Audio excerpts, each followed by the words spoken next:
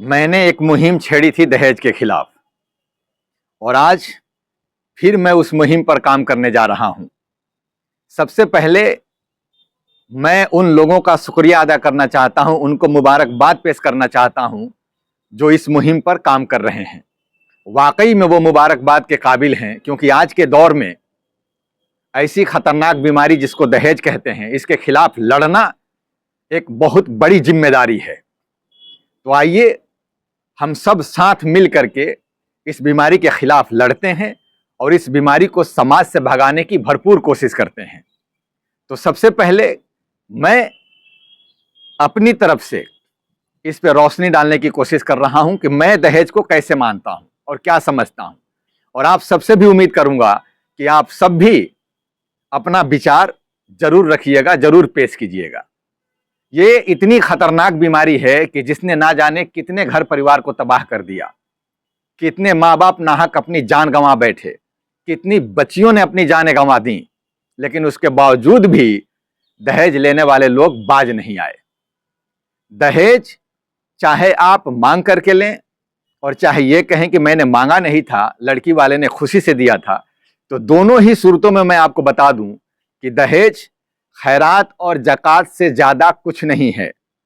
अगर आप खैरात और ज़कात की कैटेगरी में आते हैं कि आप खा सकें, तो आप दहेज मांग सकते हैं।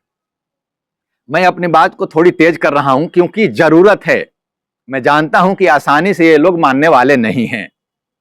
बीच में एक अगुआ है जिसको रिश्ता जोड़ने का काम मिला हुआ है। पहले ये रिश्ता जोड़ा करते थे, लेकिन अब ये दलाली करना शुरू कर दिए हैं। ये भी कहते हैं लड़के के बाप से कि आप भाई साहब खामोश रहिएगा, मैं संभाल लूंगा, मैं वो सब कुछ दिलवाऊंगा जिसकी आपको जरूरत है। इतने बड़े दलाल बन गए, इनको बिल्कुल शर्म नहीं आती, ये दिलवाने का काम कर रहे हैं। बताइए।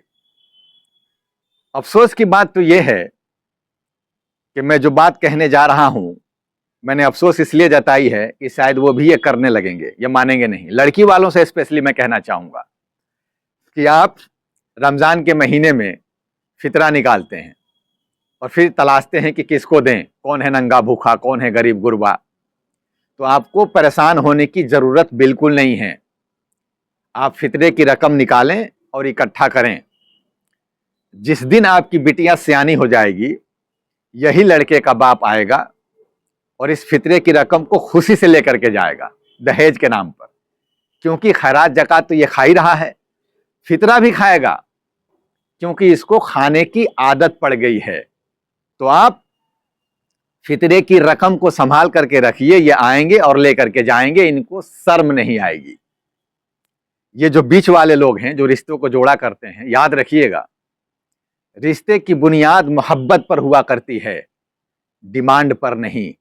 और जहां बात डिमांड की आ जाती है, वहां रिश्ता बिल्कुल नहीं करना चाहिए, क्योंकि ये हर हाल में आपकी लड़की को परेशान करेंगे। क्योंकि एक बार अगर इन्होंने डिमांड कर दिया है तो ये हर बार कुछ ना कुछ आपसे डिमांड करते रहेंगे। तो इनसे बचना बहुत जरूरी है। मैं बता दूं कि ये जितने लोग खैरात और ज़कात फितरा खाने वाले हैं, ये कौन लोग हैं, इनमें सबसे ज्यादा तादाद किन लोगों की है? तो इसमें सबसे ज्यादा हमारे मुसलमान भाई शामिल हैं जो 5 वक्त की नमाज भी पढ़ते हैं। 5 वक्त की नमाज जानते हैं नमाज क्या है? अल्लाह से कुर्ब हासिल करने का जरिया है।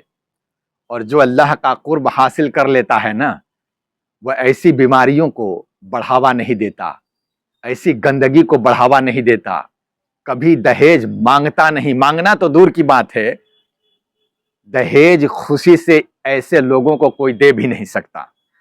मैं पूरी जिम्मेदारी से बोल रहा हूं।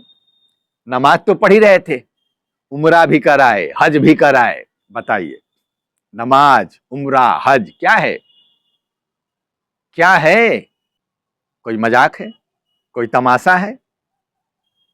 मैं इसलिए कह रहा हूं कि इन तमाम फराइजों का आपने मजाक बना रखा है। आपका मुंह कैसे खुलता है दहेज के लिए? आपको शर्म नहीं आती? तो आप एक ऐसे मुसलमान हैं जो 5 वक्त की नमाज पढ़ते हैं, उम्रा करके आए हैं, हज करके आए हैं। आपका किरदार तो ऐसा होना चाहिए कि लोग आपको देख करके सीखते और देख करके कहते कि ये शायद उम्रा करके आए हैं, शायद हज करके आए हैं, इनका किरदार बता रहा है। लेकिन आपका किरदार तो लोगों को शर्मसार कर देता है। नमाज, रोजा, हज, ये सब क्या है? ये ऐसी इबादतें हैं जिनको करने के बाद इंसान हर बुराई से पाक हो जाता है, उसके अंदर कोई बुराई बाकी नहीं रहती। लेकिन आपकी ये तमाम फराइजें यहां फंसी हुई हैं, ये गुठली में। ये जिस दिन इससे उतर करके दिल तक पहुंच जाएगी ना, आप बिल्कुल पाक हो जाएंगे। लेकिन नहीं, आज तक वो नीचे उतरी नहीं, यहां तक पहुंची नहीं, क्योंकि आपको सिर्फ दिखावा करना है। एक बात याद रखिएगा कि जो चीज हम मांगते हैं ना, उसे लौटानी पड़ती है।